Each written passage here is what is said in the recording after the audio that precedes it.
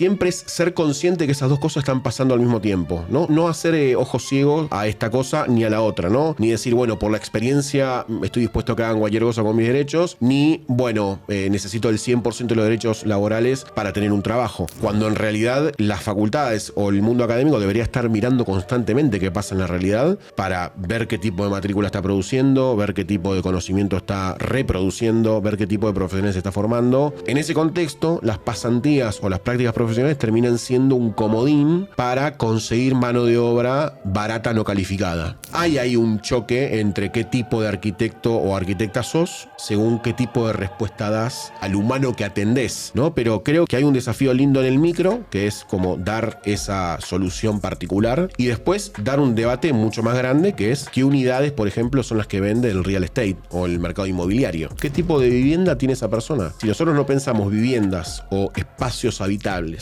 para el desarrollo de una familia, es muy probable que se haga más difícil tener familia en la ciudad de Buenos Aires. Yo creo que el steel frame tiene como mucho potencial, o la construcción en seco más que el steel frame, en climas más hostiles y que necesiten steel frame, ¿no? En el sur es en realidad una construcción que se hace en el sur, pero creo que deberíamos hacerla propia. Bienvenidos a Futuro en Obra, un podcast donde hablaremos con distintos invitados temas relacionados a la arquitectura, construcción, industria, urbanismo, tecnología y diseño. Bienvenidos a un nuevo episodio de Futuro en Obra. Hoy tenemos el placer de estar con Alejandro Socme, arquitecto. También sos creador de contenido. Ya con lo de arquitecto tenés un montón. Sí. Y encima te metes a crear contenido. Sí. ¿Cómo te salís? Bien, todo bien, Ari. Bien. Gracias por invitarme. Gracias por estar acá. Un placer. Bueno, Ale, queremos también aprender de vos, de la arquitectura, urbanismo, pero ¿cómo arrancaste en la profesión? En la profesión, ¿cómo arranqué en la profesión? También porque me parece una pregunta válida porque está antes que la comunicación. Yo el otro día tenía que hacer una línea de tiempo sobre esto y me gustaba poner el origen en algunas preguntas que yo hacía en mi casa, que es básicamente por qué quise estudiar arquitectura. En principio fue una imposición familiar. O algo parecido.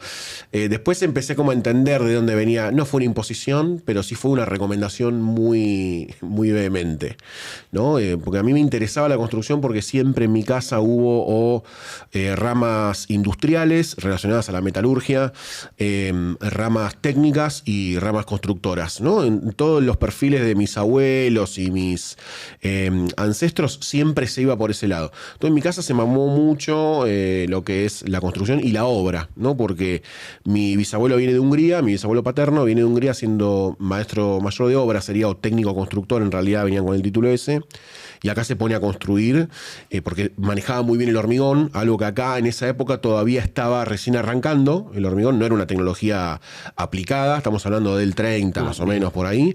Entonces él sabía y conocía la técnica del hormigón porque en Europa ya se venía manejando hace un tiempo y se venía estudiando y ensayando. Entonces tiene mucha construcción acá, ¿no? Incluso algunas son medias civiles, ¿no? Haciendo puentes en el norte del país ferroviario, ¿no? Entonces siempre hubo como mucha presencia del oficio en mi casa, ¿no? Mi abuelo también, por el hecho de que mi bisabuelo era constructor, se lo llevó a la obra para que no esté vagueando por ahí. Se lo puso a laburar desde, no sé, los 15 años. Y terminó siendo como si fuese capataz, mi abuelo, ¿no? Sabía muchísimo de construcción, él construía sus casas, incluso la última casa que tuvo la construyó con mi viejo, y mi viejo también se nutrió de toda esa técnica de construcción. A mí no me llegó eso porque ya mi viejo se dedicó después a la rama electrónica a través de la ingeniería. Y yo ya no mamé todo eso de forma directa. Pero siempre me gustó construir, ¿no? Edificar cosas, no solamente edificios, sino que me gustaba la construcción de objetos, ¿no? De cómo se hacían los objetos en la mezcla esta de toda la rama de técnica que había en mi familia y toda la rama de construcción. Siempre me interesó mucho cómo se hacían las cosas. Y terminó decantando en la arquitectura porque un poco mi viejo me decía que era como la rama madre de las que se encargaba de diseñar cosas, ¿no? Un poco también anclado a que el diseño como rama específica, o el diseño industrial como rama específica del diseño viene mucho después. es un poco una deformación de los oficios de la construcción también, ¿no? Pensar que la aspiracional es la arquitectura como el punto más alto de hacer edificios. Entonces era como una aspiración familiar llegar ahí también. Lo cual le puso una carga no sana al camino por momentos, pero arrancó un poquitito de ahí, ¿viste? El acercamiento a la profesión. Y la realidad es que la vocación por la arquitectura vino mucho tiempo después. No hubo mucho training de la parte de arquitectura formal en la academia y en la vida que no era más que trabajar y ver qué estoy haciendo de mi vida.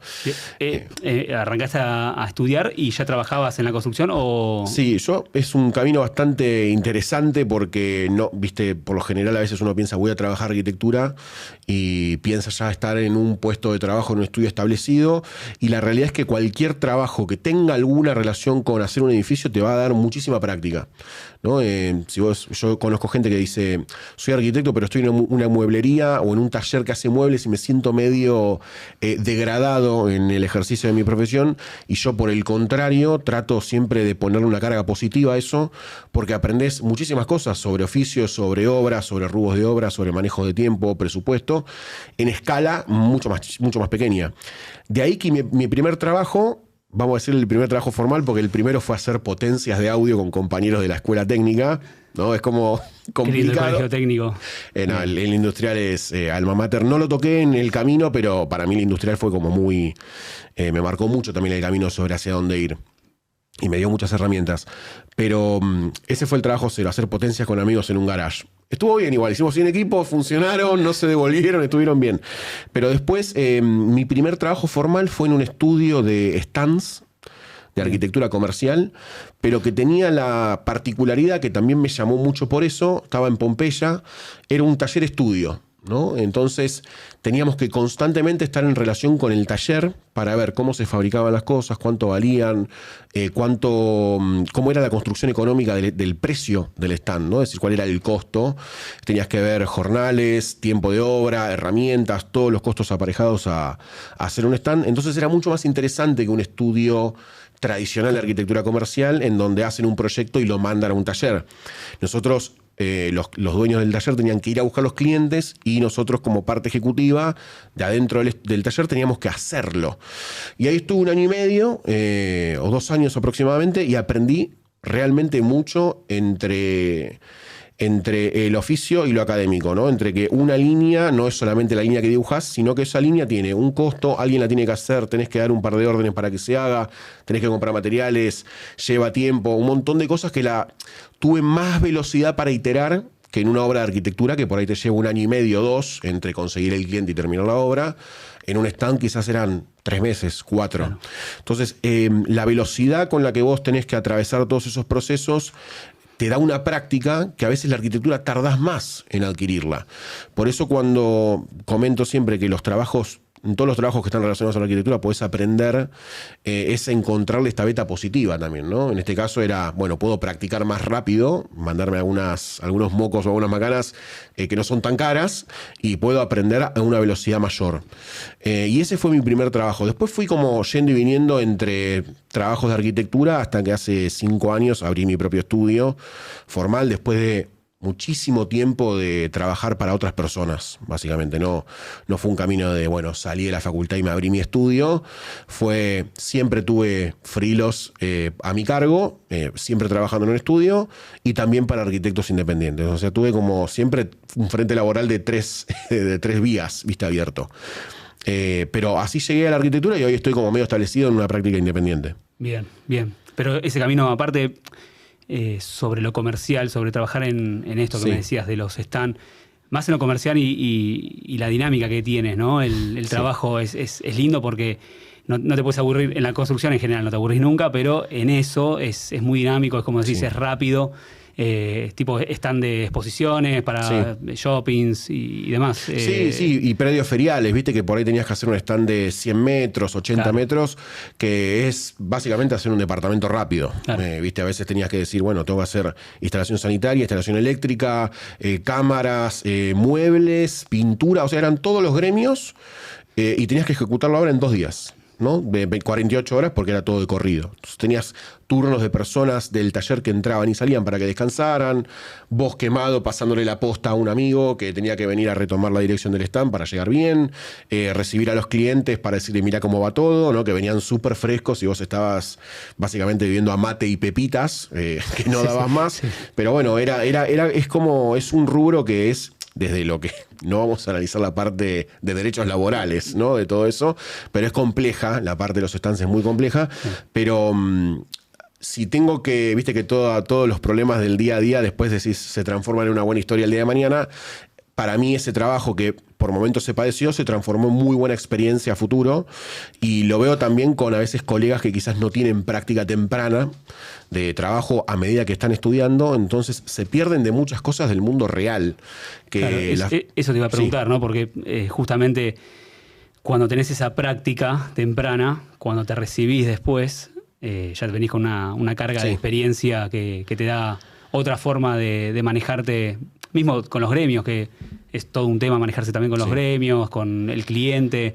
Eso también lo recomendás, digamos, que arranquen. Sí, yo recomiendo que incluso a veces cuando dicen, che, tengo este trabajo, siempre la línea base que pongo es, primero, obviamente, el maltrato, ¿no? Es como cuestiones que no, líneas rojas, ¿no?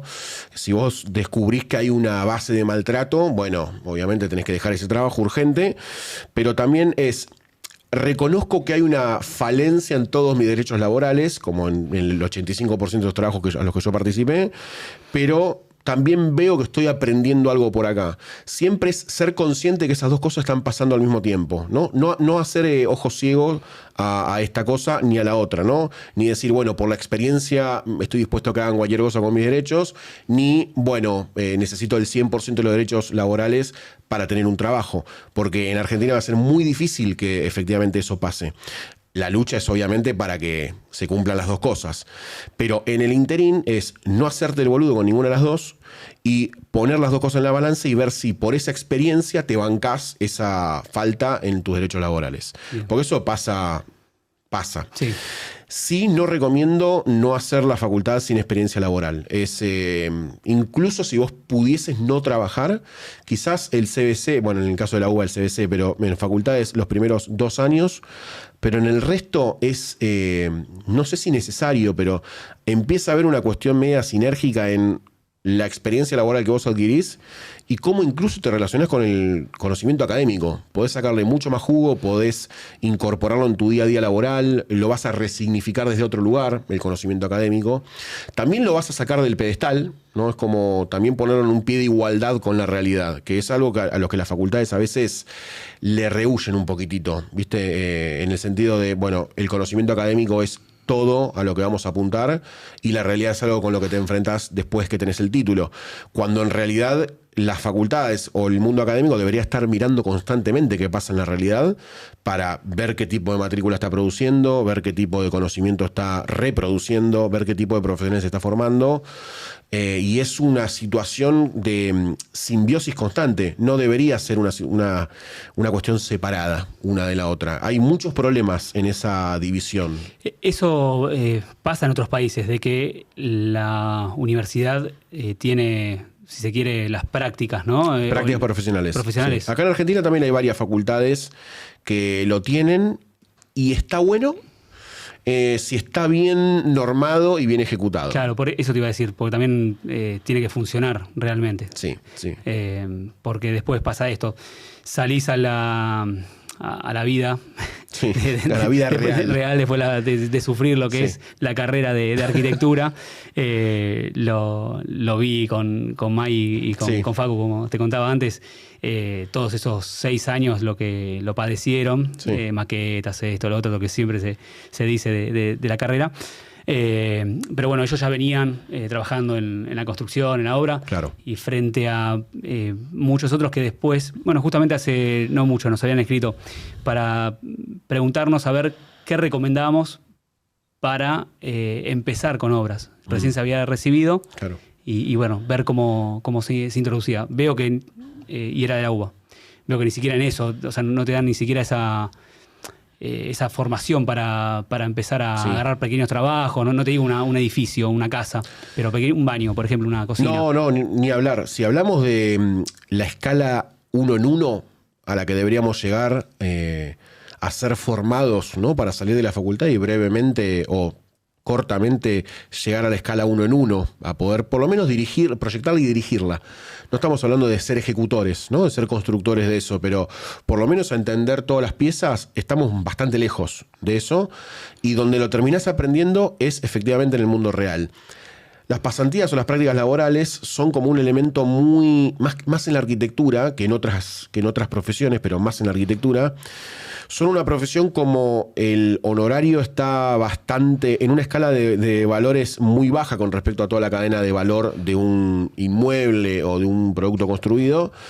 La verdad es que hacia adentro nos depredamos bastante a nosotros mismos como matrícula, ¿no? Nosotros, si bien hay códigos de ética que regulan las relaciones laborales entre colegas, no llega a delimitarse todo el contenido de cómo es una relación laboral entre colegas. Entonces, hay una gran parte de esa relación que termina muy precarizada, porque el honorario no da, o por lo menos el negocio de la arquitectura, solamente siendo proyecto, dirección y quizás algunas tareas más dentro de los alcances de la matrícula, termina siendo muy bajo. Entonces, en vez de ajustar para afuera, es decir, dar la batalla como disciplina hacia afuera por lo que estamos cobrando, decidimos darla hacia adentro.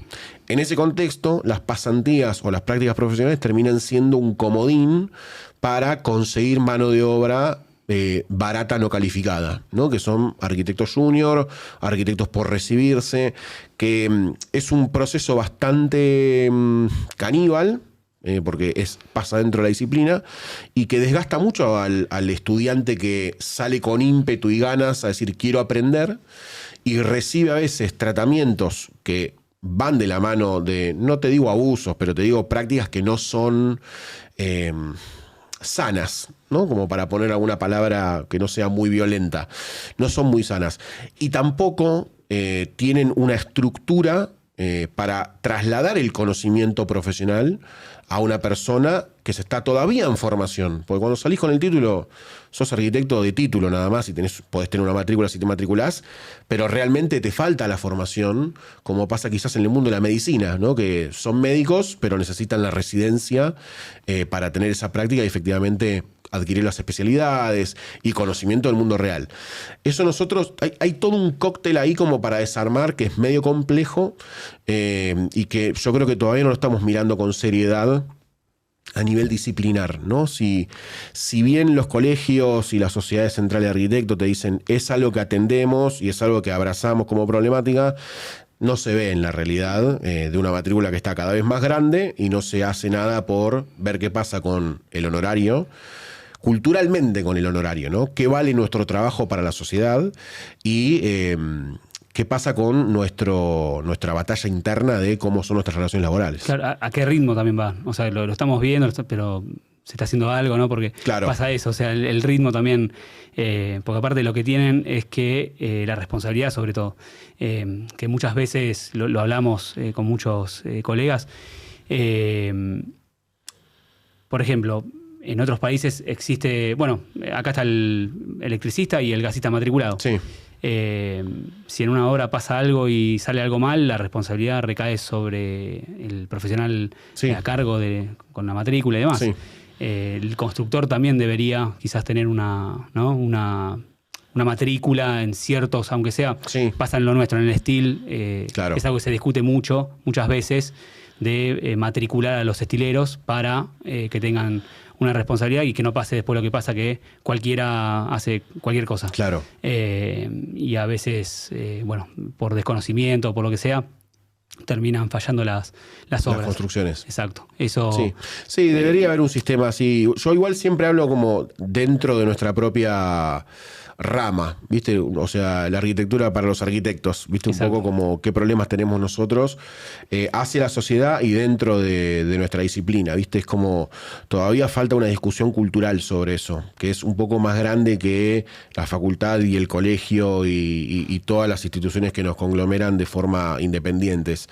Bueno, después preguntas más conspiranoicas podrían ser por qué no la estamos dando, ¿no? Pero no quiero entrar, no voy a entrar en las conspiraciones. Hay mucha tela para cortar en esto.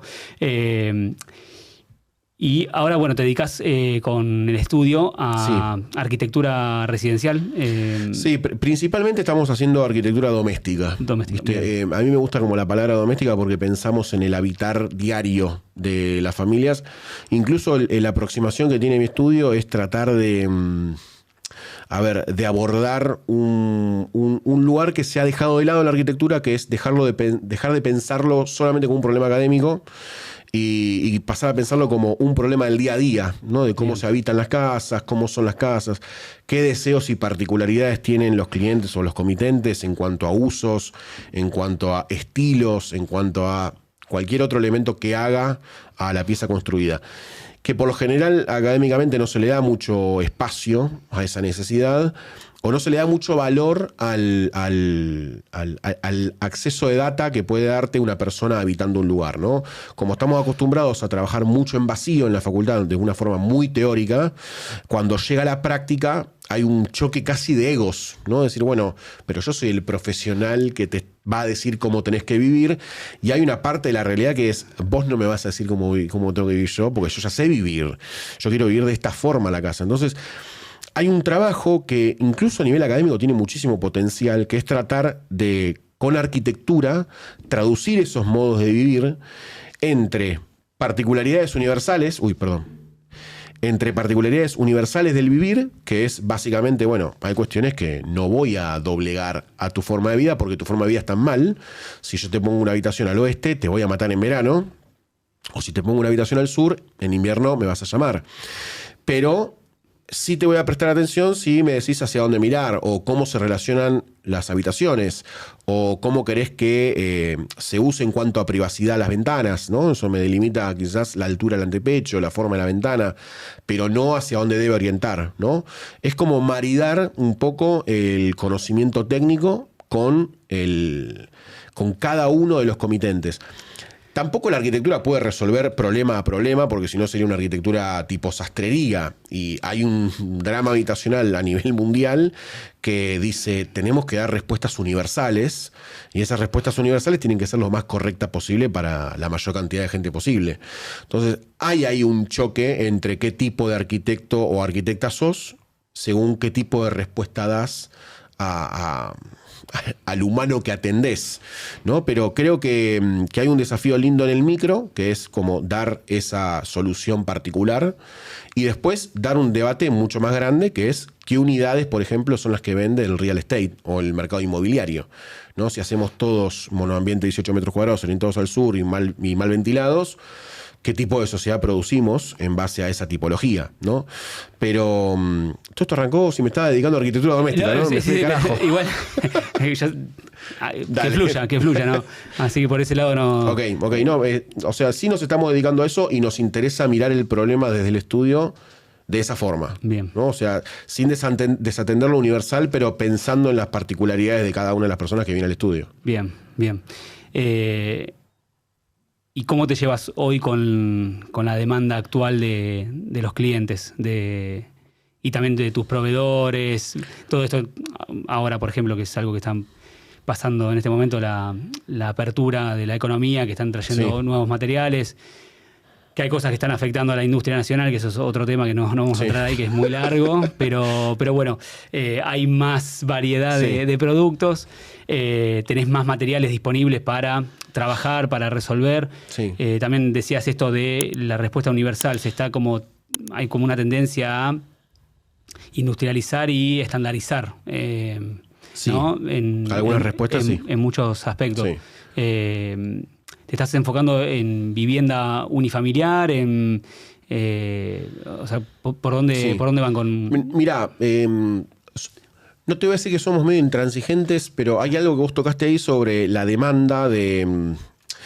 Vamos a separarlo como la demanda emergente de los clientes o de la persona que necesita una vivienda, ¿no? De cuál es el aspiracional, de qué es lo posible, de qué es lo permitible y demás.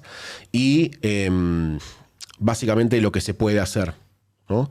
Hay hoy como estamos como invadidos de información por todos lados, ¿no? Y en esa información vienen como entremezcladas a veces tendencias que son muy difíciles, y voy a usar después otro adjetivo, son muy difíciles de replicar o muy difíciles de, con la economía actual de una porción muy grande de potenciales clientes, de llegar a esa tendencia. Ahora, la pregunta que subyace ahí es ¿por qué esa tendencia se instala y qué tiene que ver con nosotros, ¿no? Nosotros como, si queremos poner algún borde de todo eso, de Argentina, ¿no? Con todas sus particularidades, pero con varios problemas que son denominadores comunes de lo que es Argentina, ¿no? Vaivenes económicos, crisis políticas y demás. En ese sentido, nunca terminamos de saber cuál es nuestra tendencia. Porque, por ejemplo, ahora estamos haciendo una casa en el barrio Mataderos, ¿no? Sur de Capital Federal, una zona que nunca se terminó de desarrollar del todo, pero recién ahora se le está prestando atención. Perdón, la República de Mataderos. La República de Mataderos, discúlpame, si no le dije el nombre completo, pero es la República de Mataderos. No me pongo de pie porque no me va a tomar la cámara, pero... Me encanta. Estuvimos un tiempo en Mataderos con nuestro local y me encantó el barrio. El barrio no pierde, tiene algo de lo que tienen esos barrios que se terminan por desarrollar y no van perdiendo la identidad, porque el tiempo del desarrollo da justamente tiempo, valga la redundancia, para que las personas o generaciones que renuevan el tejido demográfico se apropien un poco de lo que pasa en el barrio. Entonces, no es como una suerte de resistencia a la gentrificación, ¿viste? No se desarrolla tan rápido porque no es tan apetecible, pero hay gente que pone guita, hay gente que vuelve al barrio porque la idiosincrasia es muy fuerte y la identidad y el arraigo también lo es. Algo de esto pasa en Devoto también, que se desarrolló más rápido, pero de forma constante, y las generaciones que se fueron vuelven a Devoto, entonces hay como una recirculación de la gente que siempre habitó Devoto, ¿no? Más allá de que hay población nueva también, hay como una mezcla. Mataderos es uno de esos barrios en los que no va a pasar mucho más lento, eso entonces te da la posibilidad de esquivar el problema de la gentrificación. Pero volviendo... Nosotros estamos haciendo una casa que está a mitad de cuadra, de una cuadra que es planta baja más 1, que es muy difícil que ahí aparezca un planta baja más 2,5, porque no sabemos si el mercado lo va a ver como una zona apetecible, a pesar de ser muy linda, veredas anchas, buenos vecinos, tenés olor a Guaymallén todos los días a la mañana, porque está la fábrica ahí nomás. Entonces hay muchas particularidades que la hacen una zona, está entre avenidas, Emilio Castro y Alberdi. Es una casa que está... como en una zona que vos decís, si quiero vivir en capital, quiero vivir en esta capital federal, ¿no? Pero si yo me doy vuelta y veo las casas que hay, es posible que esas casas no cambien en 40 años, ¿no? Entonces yo no puedo hacer una casa, o no puedo. Esto es una... Me dicen, ¿por qué no podés? Sí, podés hacer lo que vos querés, pero yo me debo también un poco a las directrices que se manejan en el contexto, ¿no? No puedo arruinar el perfil de la cuadra, o no puedo pensar en, no sé, levantarme un piso más que el vecino. Tratar de vivir en armonía con el contexto urbano. Y en ese sentido elegimos materiales que además son conseguibles con nuestra mano de obra, nuestra economía. Vamos a usar incluso salpicret en la casa, ¿viste? En algunos muros. Vamos a usar un revestimiento que es símil, el revestimiento de piedra molida con vidrio en las fachadas. Bueno, porque a los costados tenemos casas que tienen esos revestimientos. Entonces no podemos, desde el lenguaje material por lo menos, no escindirnos tanto del contexto, ¿no? Un poco porque es lo que el contexto tiene, y otro poco porque es lo que el contexto pudo producir en los últimos 70 años de construcción en Capital Federal. Y hay algo lindo en el sentido histórico, ¿no? Que te das vuelta y haces un eco con eso, y haces arquitectura moderna con esos materiales, y no necesitas ir a buscar lo que ves en 2 o 3 revistas como el material de punta, el recién importado. Creo que hay algo de resistencia en correrse un poco a la tendencia que le hace bien a la economía de los clientes. Le hace bien, porque no tienen que ir a buscar eso nuevo y eso último, que quizás está un poco más caro, que esto se ve muy claro si vos analizás el precio, por ejemplo, del ladrillo de vidrio y el precio del tiling de 7,5 por 15, que en un momento fue carísimo, las Subway. Sí, ¿no? pero... claro, sí. En un momento que se pone de moda es carísimo e inconseguible, en otro momento es súper asequible y lo puedes poner por todos lados. Lo mismo pasó con el 15-15 blanco, por ejemplo, que estaba regalado y después es inconseguible y carísimo. Y vos decís, ¿pero por qué si lo usamos toda la vida? ¿Por qué ahora es caro? ¿Por los sistemas de producción? ¿Por la logística? ¿Porque no hay mano de obra para colocarlo? ¿Cuál es el problema que sigue fabricando? Se sigue fabricando. Hay fábricas nacionales. Bien. ¿Se pueden decir marcas? Sí, no hay problema. Bueno, se siguen fabricando. Acá, por ejemplo, está Acuarela, que fabrica toda una línea de cerámicas. Bien. Acá en Nacional. También importan, pero tienen líneas nacionales, que son revestimientos que están en cualquier casa de los últimos 70 años en Argentina. Vos decís, ¿por qué dejamos de revestir las fachadas con venecitas? ¿O por qué dejamos de hacer salpicré en las fachadas? ¿Por qué dejamos de pintar el revoque con pintura, ¿no? ¿A qué voy con esto? Obviamente tenés revestimientos plásticos que son elásticos y que las fachadas son mejores. Eso es entendible. Incluso estamos acá en tu ciclo, que es una tecnología de construcción que viene mucho después de lo que es el mampuesto para nosotros, ¿no? Y es una tecnología que también se puede incorporar a esta forma de pensar las cosas, ¿no? No necesariamente es decirle que no a todo, pero si le decís que sí a todo de forma acrítica, no, en ningún momento hay una pausa para una reflexión. Y yo creo que la arquitectura, al ser vos construís una casa y está ahí por ahí 100 años, o 120 años, alguna reflexión un poco más profunda hay que tener sobre lo que vas a construir. Y hay algunos clientes que están más abiertos a ese proceso y otros que no están abiertos a ese proceso y quieren la tendencia. Y yo creo que se puede dar una respuesta en la tendencia bastante propia, pero te limita bastante más, ¿no? Pero bueno, es un desafío que tenés a la hora de construir. Y están, con proyectos de vivienda, me decías. Sí. ¿Y hacia dónde apuntan con el estudio? ¿Cuál sería el ideal de...? Mira, a nosotros nos gustaría mucho... Primero, seguir haciendo cualquier escala, pero con este pensamiento, ¿no? Es decir, si tenemos que hacer una propiedad horizontal, es bueno pensar qué propiedad horizontal necesita en principio Buenos Aires, ¿no? La ciudad de Buenos Aires. Y en segundo, un habitante argentino. Argentino en el sentido de lo que la Constitución entiende como argentino, ¿no? No, esto no es una segregación, sino es una persona que habita esta tierra y incorpora ciertos valores, usos y costumbres. ¿Qué tipo de vivienda tiene esa persona? Si nosotros no pensamos viviendas o espacios habitables para el desarrollo de una familia, es muy probable que se haga más difícil tener familia en la ciudad de Buenos Aires. Entonces, estás orientando la búsqueda de la arquitectura o del desarrollo inmobiliario hacia un solo fenotipo argentino, que es quizás solteros o parejas, ¿no? Entonces, ¿qué pasa en la sociedad cuando en todo un sector territorial dicen, bueno, la oferta va a ser esta, ¿no? Se va a acotar de esta forma porque es lo que el mercado pide? Bueno, yo creo que eso, si no nos hacemos preguntas, vamos a lugares que son como complicados de revertir. Sobre el destino del estudio, yo como práctica profesional me gustaría mantener estos estándares en todos los trabajos que vengan. No creo que sea algo escindible, ¿no? O sea, no puedo decir, bueno, tomo este trabajo y me olvido de esto, porque si bien no tenemos un juramento hipocrático, tenemos un juramento que habla sobre el buen uso y costumbre de nuestra profesión, de la buena aplicación de lo que aprendimos y de lo que sabemos. Entonces, viste, me genera como un dilema moral. Y creo que deberíamos tener más dilemas morales, ¿no? Por más de que parezca una boludez. Bueno, como esto que ahí entramos un poco, ya lo rozamos, el urbanismo. Sí. Que con lo que decías de Mataderos, como sí. barrio, y un poco cómo está pensada y cómo fueron pensadas, si es que hoy se siguen pensando en nuestras ciudades, ¿no? ¿Qué reflexión tenés sobre eso? Es un lindo tema. Si se siguen pensando las ciudades, la respuesta obviamente es sí, porque hay un montón de gente pensando en elementos que terminan por constituir cómo es una ciudad, hacia dónde se direcciona el crecimiento, cómo se va a usar. Hay gente pensándolo. El tema es en el balance de poder, de intervención en la trama urbana, es a quién peso contra quién, ¿no? Y qué poder tiene esa persona para definir lo que pasa en la ciudad.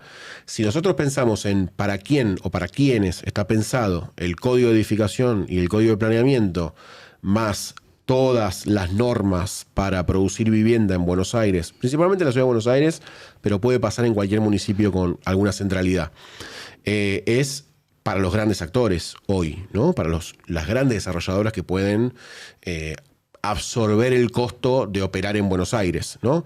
Sí, que son pocas. Son cada vez menos. Exacto. Son cada vez menos. O sea, el último código también restringió bastante la participación. Y esto hace que haya menos voces participando de eso que se construye, menos ideas y menos participación. No solamente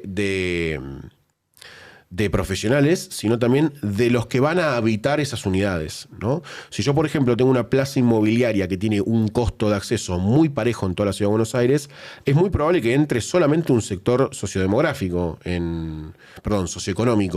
en esas unidades. Entonces, de alguna forma es como una cocción lenta de una gentrificación, no tan violenta como en otros procesos, porque, por ejemplo, en Nueva York estuvo el Mid District, que era el distrito de la carne, en una parte de Nueva York, en donde estaba muy abandonada y degradada, y algunos desarrolladores y sectores inmobiliarios pusieron mucha plata en ese lugar, lo levantaron, y en muy poco tiempo todo el valor de esa zona explotó, y se mudó gente de un poder adquisitivo, pero de un solo poder adquisitivo. O sea, no era un tejido heterogéneo a nivel social.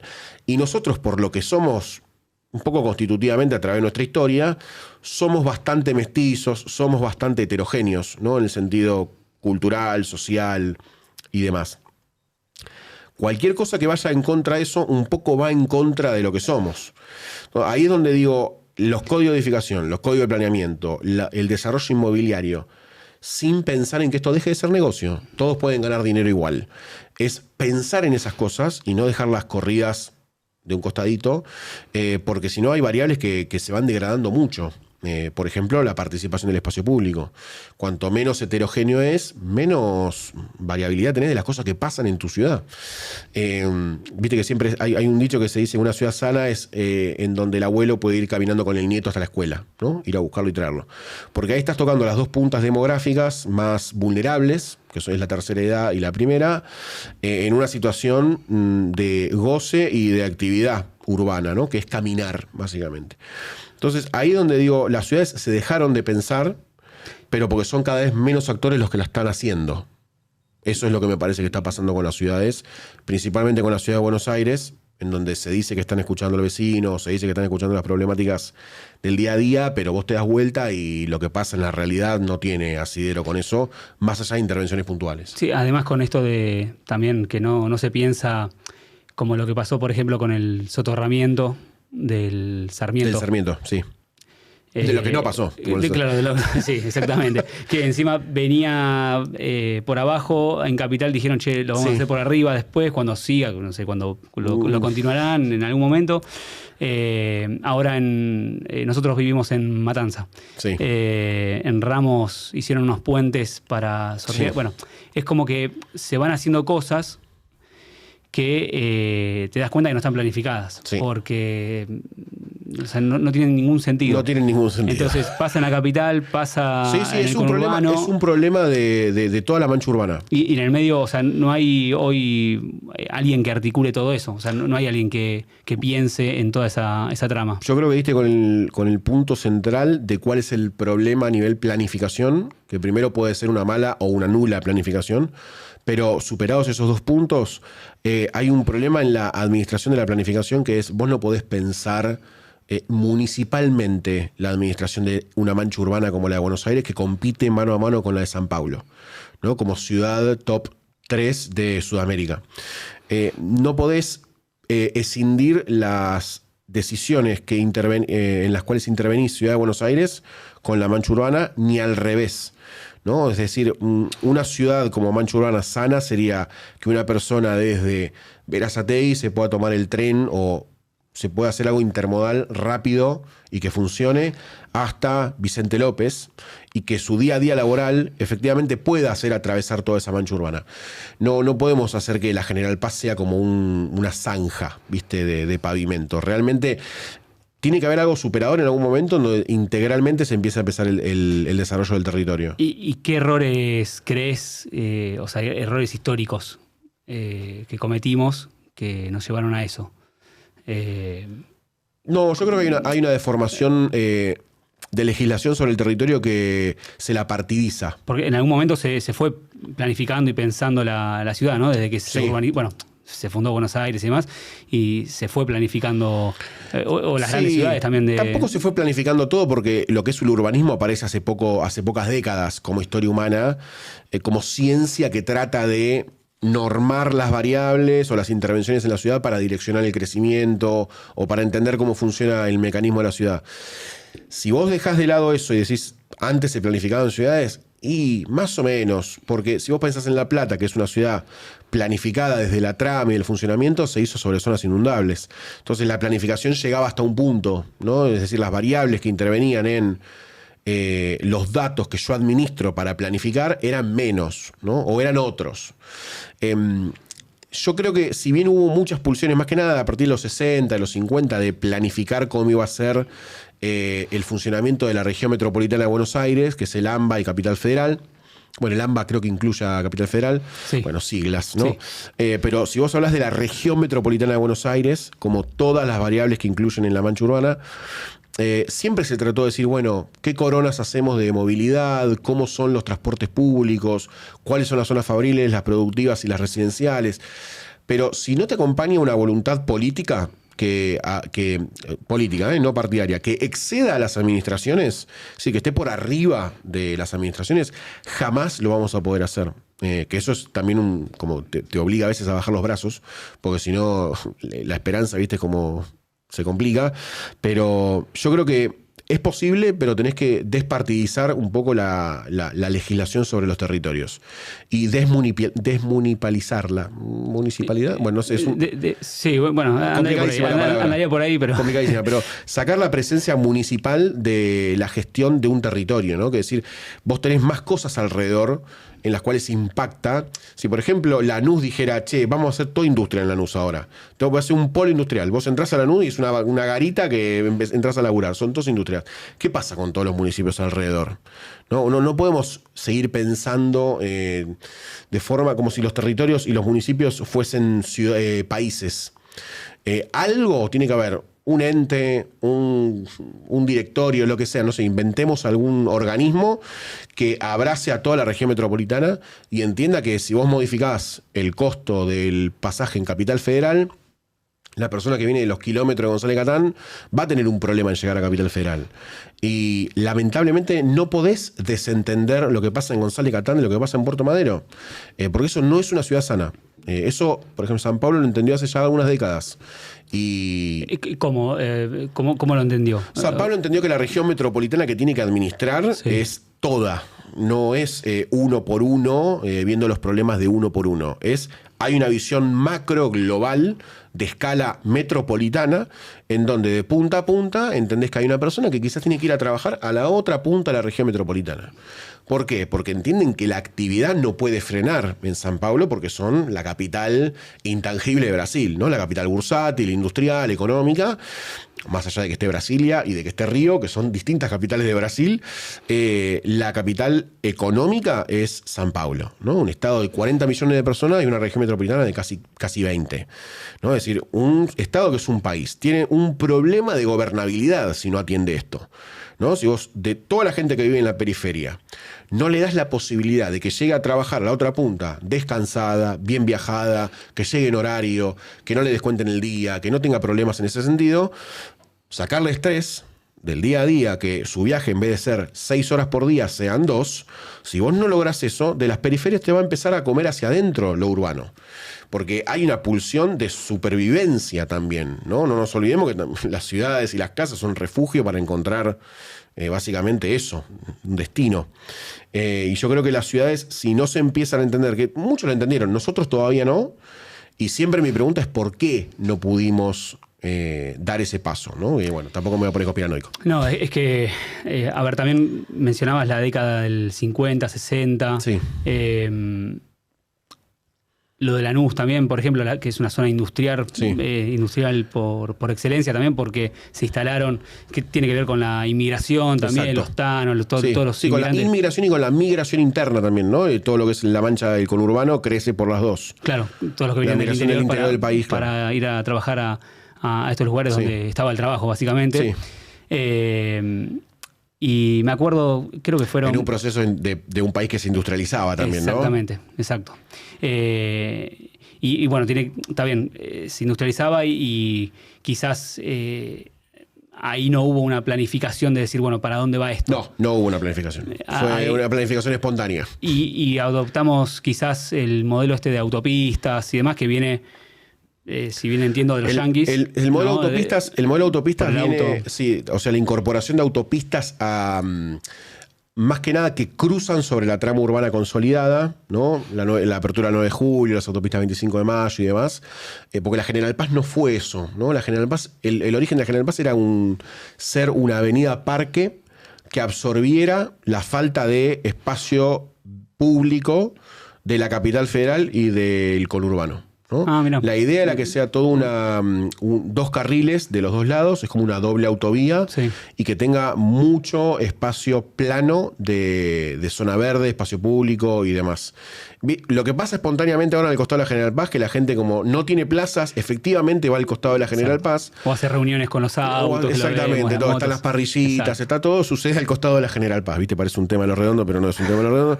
Pero básicamente lo que pasa es que como falta espacio público y el destino de ese espacio público que falta era la General Paz, la avenida Parque, hoy nos quedamos, por falta de planificación, sin esos espacios públicos y también sin la avenida Parque. Entonces ya la gente no sabe bien qué hacer.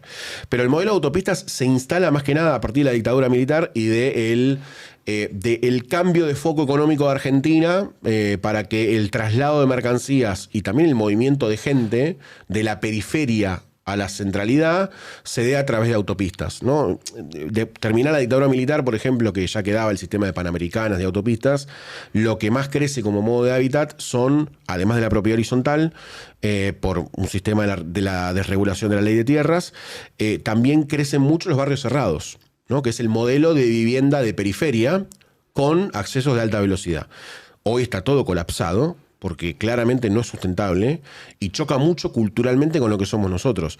Estados Unidos, que sí tiene un modelo de autopistas y de suburbia contra centralidad, que lo vienen ensayando después de la posguerra, ¿no? Después de 1945, es un modelo que el sprawl suburbano, como también modelo de negocios y modelo de urbanización, les permitió a los estadounidenses separar la vida de la ciudad bursátil con la vida residencial, lo cual hoy, 60, 70 años después, les trajo muchos problemas a nivel social, porque el bono demográfico no se renueva, las casas se vacían, no hay heterogeneidad en lo que pasa en esas ciudades. Vos tenés hectáreas de casas que son todas iguales y no tenés un kiosquito, no tenés un cine, no tenés una farmacia, tenés que agarrar el auto, viajar 45 minutos a un shopping o a un mall, que también tiene una lógica bastante cerrada, ¿no? de convivencia entre espacios. Es caminar por vidrieras, comprar y andate, o andar al espacio de comida y listo. Y además tiene una lógica de que es todo igual en Norteamérica. Es decir, todas las suburbias se ven iguales, todos los lugares de compra son iguales, y eso te lleva a una atmósfera psicológica bastante compleja, que hay varios autores, hay un libro que se llama Geografía del no lugar, que trata sobre este tema, que es todos los lugares en Estados Unidos son iguales. Y eso genera algo en la población, ¿no?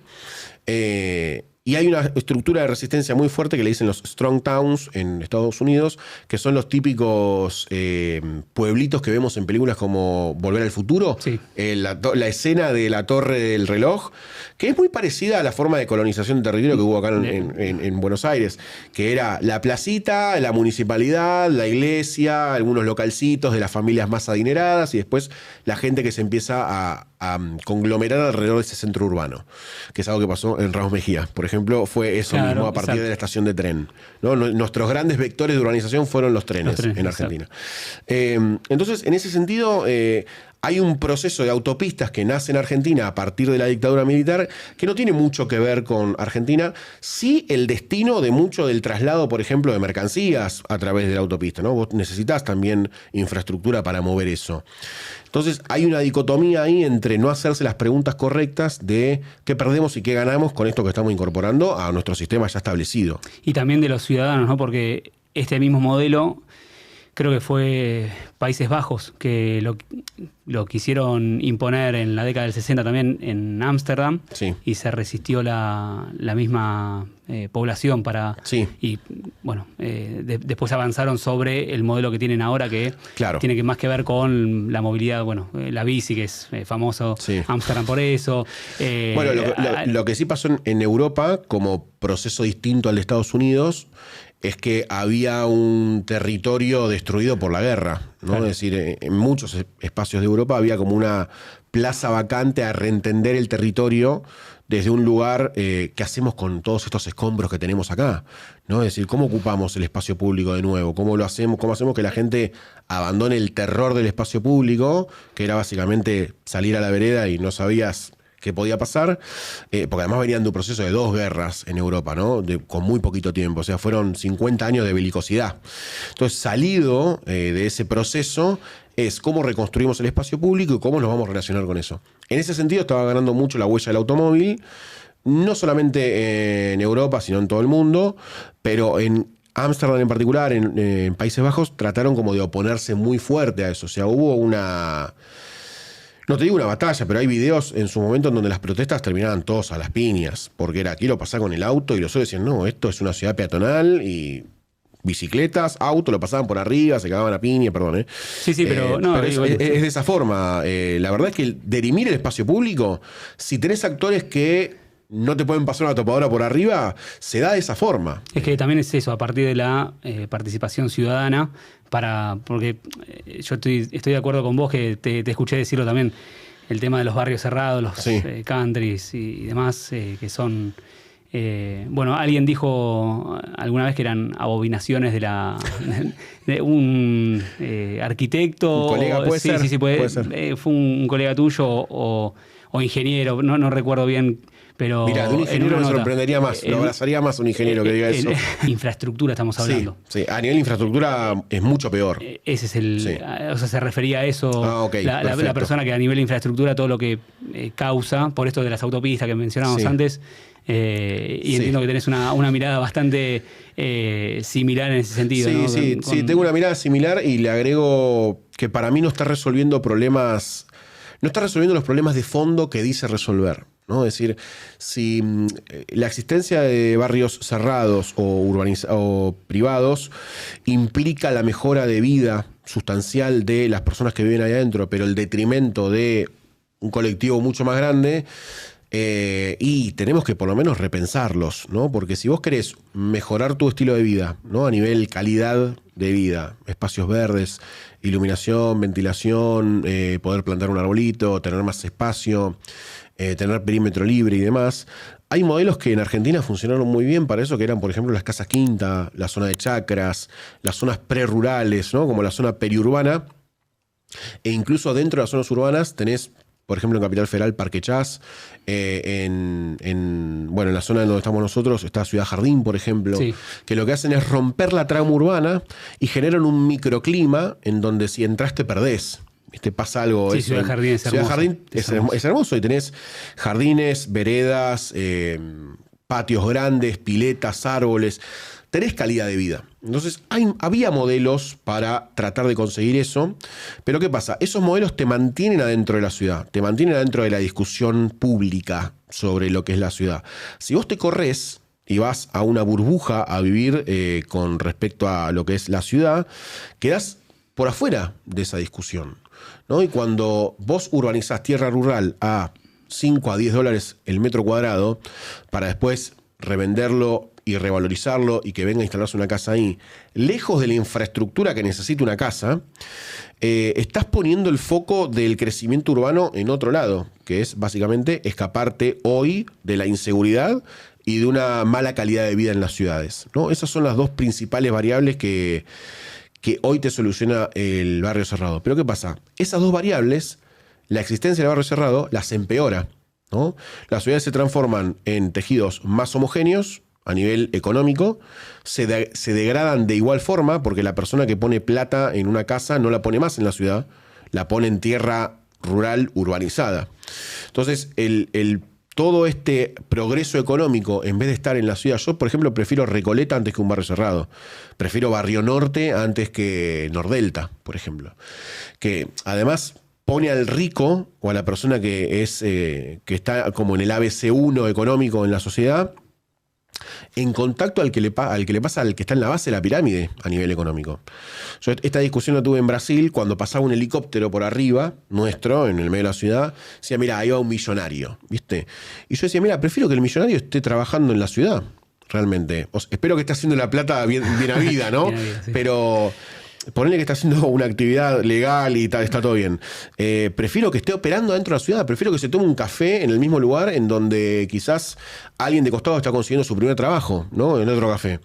Entonces, la ciudad es sana cuando permite que pase eso, ¿no? Cuando vos te vas corriendo los problemas y vas encontrando soluciones parciales, dejás de tratar a la ciudad como un todo. Y yo creo que uno de los problemas que tenemos, además de la planificación, hoy es ese, que le estamos dando soluciones parciales a problemas individuales. Sí, porque se elige mucho también por la seguridad, básicamente. Sí. Y es como que, bueno, no sé ahora, hay que ver cómo sigue funcionando esto, porque también es un desafío. O sea, tenés barrios donde no tenés buenos servicios, además. Sí. No tenés buena conexión a internet. O sea, para trabajar, o tenés que movilizarte 2 veces a la semana, porque en la pandemia, y que fue el boom, después del 2020, el boom de los barrios cerrados, donde empezaron a crecer. También ahora está pasando esto de que tienen que ir capaz que, no sé, 2 o 3 veces por semana a la ciudad o al conurbano, donde sea. Y se encuentran con que tienen 2 horas de viaje en vehículo, toda una serie de... Entonces es como que bueno, ahí entra de nuevo esto de la falta de coordinación y planificación. Sí. Pero bueno, creo que hay como una tendencia, me parece que para revertirse eso, con lo que decías antes, barrios como zona norte de Capital o el conurbano, donde empiezan a revalorizarse o a crecer Núñez, por ejemplo. Claro, la forma de vida urbana. Exactamente. Igual ahí es como, check, volvimos a eso. Al mismo tiempo tenés que empezar a pensar cómo ahí tampoco producís un tejido social homogéneo, ¿no? No sé bien cómo resolverlo en un diálogo, pero quizás es promoviendo algo de vivienda social o de vivienda accesible en escalas medias. Entonces obligás a que el mercado inmobiliario conviva con otro tipo de ofertas inmobiliarias y otro tipo de tejidos sociales. Porque realmente hay mucha ganancia en esa mezcla. Y terminás resolviendo problemas de forma indirecta, ¿no? Cuando vos tenés como un mapa de calor de distintas variables, inseguridad, desempleo, problemas de salud, presencia de instituciones estatales, presencia de instituciones privadas. Cuando vos marcás todo eso, hay algunos problemas que las variables se cruzan, ¿viste? Se empiezan a apilar. O sea, si empezás a solucionar algunas de estas, quizás derrama en la otra o impacta en la otra para que también empiece a mejorar. Por ejemplo, construcción de espacio público, iluminación, hace que decrezca mucho los robos. Eso está como medido. Sí, lo había escuchado también eso, sí. Eso está medido, nadie inventa nada, ¿viste? No es inventar la pólvora, es hacer plazas y poner luces para que mejore un poco. Nueva York fue, ¿no? Nueva York tiene, por ejemplo, implementó en su momento. Bueno, Nueva York lo que le pasa tiene otros problemas, ¿no? Pero tiene como esta mirada, si recojo más rápido la basura, el lugar público es más sano, hay menos ratas, ¿no? Entonces, ahí es donde decís, bueno, si yo recoger la basura más rápido no solamente me soluciona el problema de la basura, me soluciona muchos otros. Bueno, y así con absolutamente todas las variables de la ciudad. La arquitectura actual está más enfocada en lo visual, en lo funcional. Depende de quién te toque. No, yo creo que hay una... Estamos todos sobregirados con la imagen. ¿No? Estamos como todos muy metidos en cómo se ve algo y qué dice eso que se ve, ¿no? Más de cómo se vive o cómo se usa. Incluso a veces en detrimento del uso, ¿no? Si yo, por ejemplo, pongo este revestimiento atrás de una cocina y está complicado el tema de la grasa y el tema de todos los días, las miguitas, ¿viste? Bueno, es complejo.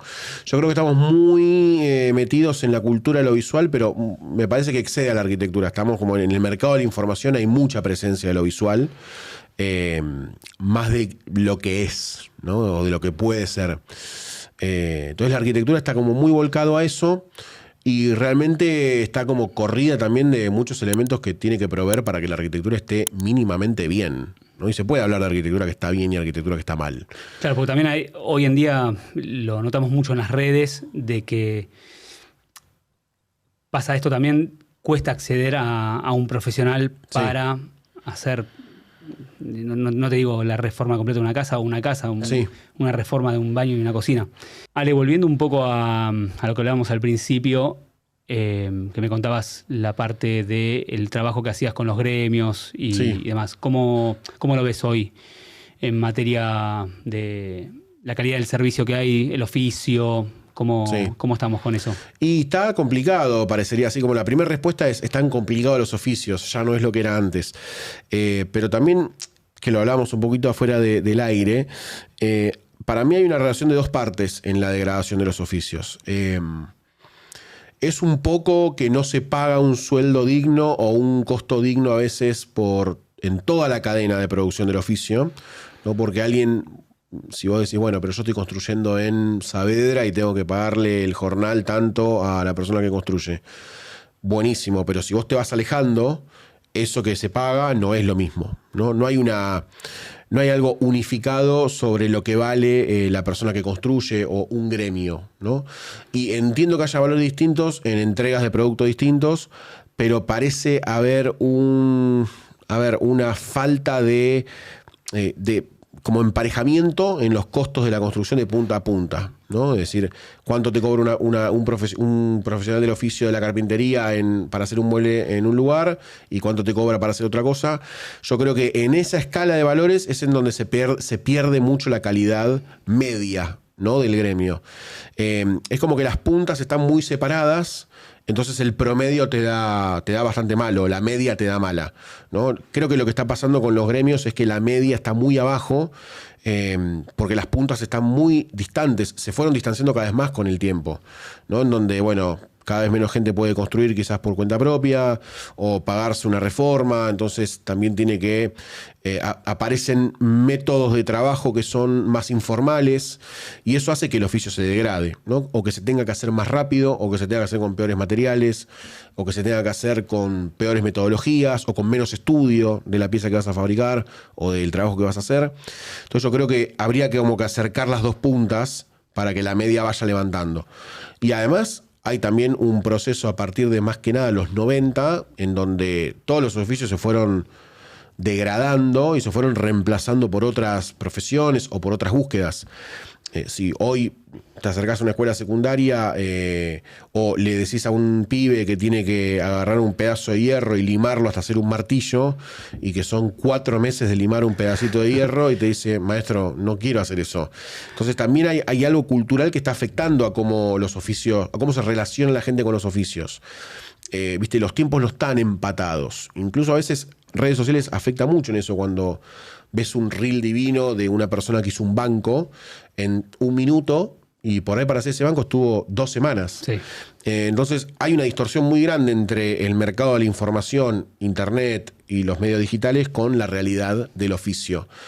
Y hace que haya como una disforia muy grande entre, bueno, quiero ser carpintero o quiero ser herrero. Y te das vuelta y te das cuenta que tenés que hacer curso de 1 año para aprender a usar la TIG, curso de 1 año para aprender a usar electrodo, después herramienta de seguridad, y después conseguir tu cliente, y después hacer tu primera reja y te queda mal y te que hacer la segunda, la tercera. Y hay un tiempo que hoy no acompaña al tiempo que necesitan los oficios para desarrollarse correctamente. Entonces la crisis me parece que es más grande que el oficio y la persona que contrata a la persona que va a hacer ese trabajo, sino que es como cultural y engloba a las dos. Sí, porque lleva tiempo. Cualquier cosa que hagas, carpintería ni hablar, pero en lo nuestro también, por ejemplo, un estilero, claro, albanil también, o sea, no hay un título de albanil. Claro. Se va. Por ahí debería haberlo, ¿eh? O sea, y además no hay tiempo para formarse. Bueno, y tampoco hay gente que no tiene tampoco la paciencia está pasando mucho, claro, en el tiempo que lleva. Sí. Y después en la práctica, porque nosotros damos cursos y siempre le decimos lo mismo. Es un curso. Después la práctica es otra cosa. Tenés que meterle. Exactamente. Bueno, pero también estamos como en una... Obviamente no hay que dejar de lado que somos un país con bastantes carencias materiales y es muy difícil que una institución, por ejemplo, que va a formar a durleros o va a formar a gente que hace albañilería, tenga todos los recursos materiales para que puedan levantar 50 paredes antes de salir a hacer una pared. O levantar 50 medio forro, tabique medio forro, para que pueda después hacerlo bien. Porque vos ves cómo son otras instituciones en otros países quizás más desarrollados y tienen esa capacidad para que no salgas tan abajo con la experiencia de ejecución a efectivamente hacer un trabajo. Entonces, es como un caldo que tiene que ver con muchas cosas. Antes se notaba menos porque había más tiempo, me parece, ¿viste? Para eso. Y creo que se pueden hacer muchas cosas para mejorar también la relación con los oficios. Agrandar la plaza de escuelas técnicas, financiarlas, porque hay escuelas técnicas, pero a veces no tienen tantos recursos para formar bien a los estudiantes. Que instituciones privadas se acerquen a la formación de la mano de obra que va a ejecutarlas, y también que tenga sentido la formación constante de los gremios, ¿no? Si se van a formar simplemente para tener más clientes pero ganar menos dinero o el mismo, también va a decir, ¿y para qué lo voy a hacer? ¿No? Entonces creo que tiene que haber un cambio un poco más grande para que los oficios vuelvan a tener primero ese nivel y segundo que vuelvan a rendirle a la gente que lo hace, básicamente. Bueno, yo creo que hoy hay una oportunidad porque con la escasez que hay, me parece que siempre lo digo, un buen profesional del steel, de la carpintería y demás, hoy gana bien y muchas veces, de hecho lo vemos mucho en las redes sociales, que cuando te dicen gana más que un médico, gana más que un abogado, y bueno, y está bien también que lo gane. Por algo se formó, por algo invirtió. Ustedes están desde el estudio, desde tu rol como profesional, ¿estás implementando algún abordaje de eso con los oficios? No implementamos abordajes directos, pero sí nos gustaría tener el tiempo en algún momento financiado por nosotros y apto a tenerlo a nivel vida, para poder formar o darle herramientas a los gremios para entenderse mejor con el rubro de la arquitectura. Bien. ¿No? Bien. Lectura de planos, cuestiones constructivas, detalles, cosas que son de todos los días, y lograr comunicarnos mejor para que efectivamente se ejecute mejor eso que vamos a hacer. Y estamos hablando desde sectores que quizás no tienen mucha experiencia con el rubro profesional, pero que quizás muchos profesionales se están acercando a ese sector. Entonces, hay algo que desde el alcance social de la arquitectura que me parece que desborda la profesión y a los que hacen la encomienda, a los clientes, que tiene que ver con, bueno, necesitamos ir también a la periferia y hablar con cooperativas para ver qué herramientas le podemos bajar nosotros y formarlos, o en realidad hacernos entender un poco mejor compartiendo un lenguaje. ¿Viste? Que creo que eso puede hacer que nosotros aprendamos de cuáles son las necesidades, pero también cuáles son las virtudes, y viceversa, ¿no? Ellos también. Creo que hay como un trabajo ahí para hacer un poco lo que queríamos hacer. Hay algunos estudios que lo hacen desde otro lugar. Por ejemplo, hay un estudio que no me acuerdo ahora el nombre del profesional, pero le construye o ayuda a diseñar y construir las viviendas de las personas que trabajan para sus obras. Lo vi. Bueno, Sí. eso es un proceso inmejorable de vinculación entre los mundos, ¿viste? Muy bueno. Y creo que necesitamos mucho más de todas esas aventuras. Sí, es un lindo desafío porque aparte también podés formar a los que, ya sea, está el oficial, ¿no? Pero podés formar a los ayudantes en ese proceso, también en la construcción de algo que está controlado también porque es para ellos mismos. Totalmente. Y ya para ir cerrando, te voy tirando las últimas, la sustentabilidad en la construcción. ¿Qué te parece? O sea, ¿te parece algo potable, algo aplicable, real, o es más un humo? No, hoy por hoy. Mira, es algo que, si vos hablas de la sustentabilidad como un elemento que va a ser parte de un nuevo mercado y se lo va a tratar solo como un mercado, y vamos a tener los mismos problemas que cualquier otro rubro.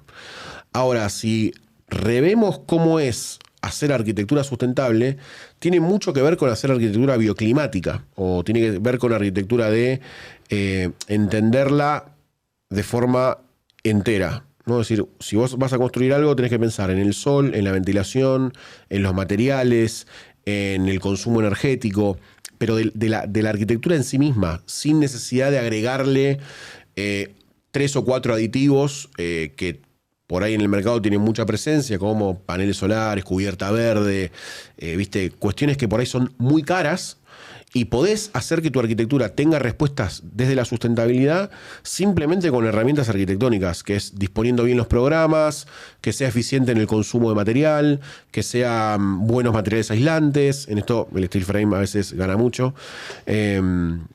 Que sea sustentable en la economía también, ¿no? Que decir, bueno, los recursos que estamos disponiendo para esta obra son lógicos con el mundo que tenemos. Porque si después agarramos una casa y le ponemos 700.000 metros cuadrados de porcelanato en todos lados y después le ponemos 5.000 metros cuadrados de panel solar, y yo no sé si eso es una casa sustentable, ¿no? Simplemente porque no estás conectado a Edenor.